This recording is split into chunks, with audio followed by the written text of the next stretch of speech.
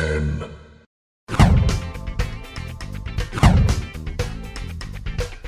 Hey guys, today is Monday, September the 13th. I'm your host, Moses Rangel, and you're watching The Quicky Show, where we scour the web to bring you a recap of the local news here in San Antonio. Here are the top stories for this past week. MySA.com reported that by next August, thousands of San Antonio residents should be rolling a third waste collection cart. These carts will be used to collect organic waste such as leaves, grass clippings, fruit, vegetable scraps, and pasta, bread, and grains. With that said, did you know that food and yard waste amounts to as much as 45% of the residential waste stream? This waste initiative should begin as early as 2012. Earlier this year, the City Council adopted a 10-year waste reduction plan aimed at increasing the city's single-family residential recycling rate to 60% from the current 18%. One critical component of reaching that number is keeping yard waste out of the city landfills. The Solid Waste Department is also working on revamping the city code to help lessen the recycled contamination.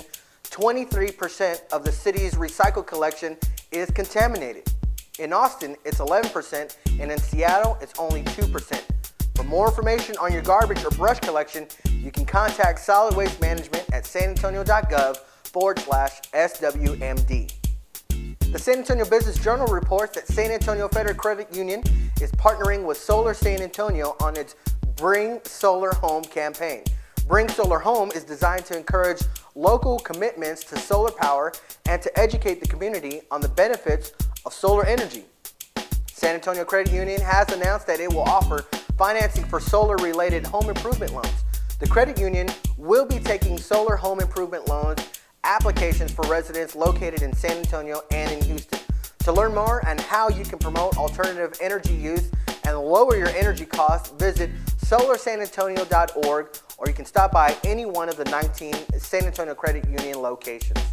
Our next story comes from News Radio 1200 WOAI.com, who reports that UTSA's new Applied Engineering and Technology Library has over 425,000 books and 18,000 journals, and not a single piece of paper. UTSA boasts that it is believed to be the first completely bookless college library in the nation. Crystalline Maloney, UTSA's Dean of Library, says the bookless library has several advantages. One is that they no longer have to store the books. Two, the space inside the university is big cost consideration. Three, the librarians, who are also engineering graduates, have more time to help students out because they're not busy retrieving and filing books. The next step, however, is to provide pro-loaded collection of e-books onto the iPad, Kindle, or other e-readers for students to take back to their dorms, which means that volumes which previously could not be checked out, like reference books, can now go with the student anywhere.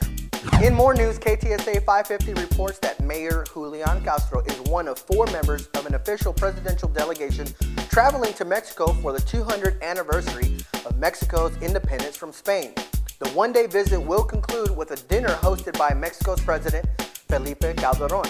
4 dignitaries from around the world, including U.S. Secretary of Labor Hilda Solis, U.S. Ambassador to Mexico Carlos Pascual, and Maria Otero. Mayor Castro says that San Antonio represents the new face of the American dream, a diverse community teeming with economic opportunities and a great quality of life. And finally, if you haven't driven down 281 outside of 1604, count yourself lucky. Those of us who have to endure this construction project are glad to see progress will continue, reports StoneOakInfo.com. The 281 Superstreet will continue to be constructed, weather permitting. The contractor plans to tackle the Superstreet project this week. However, Highway 281 and Stone Oak, that work there has been temporarily halted and redirected to the Marshall Road construction area. As crews continue to widen and center the median of Highway 281 north and south of Marshall Road, they will also continue to concrete the rail work on the U-turns north and south of Marshall Road. To learn more on how this could affect your traveling schedule, visit StoneOakInfo.com. And that concludes this edition of The Quicky Show. Remember to email us with your comments, your questions, or your story submissions to fans@QuickyShow.com. Become our friend on Facebook and follow us on Twitter at twitter.com/QuickyShow. You can also follow me on Twitter, Facebook, and yes, MySpace at the links below. Well, that's all the time that we have. I'm going to leave you with a clip from an open mic that I sang at this past Friday at Local Coffee. Shout outs to Josh, Joey, Bad Medicine, and Rod. Well, that's all the show that we have. Thanks for watching. I'll see you next time on The Quickie Show. Everybody welcome Moses up to the stage. He's going to play some songs for you guys.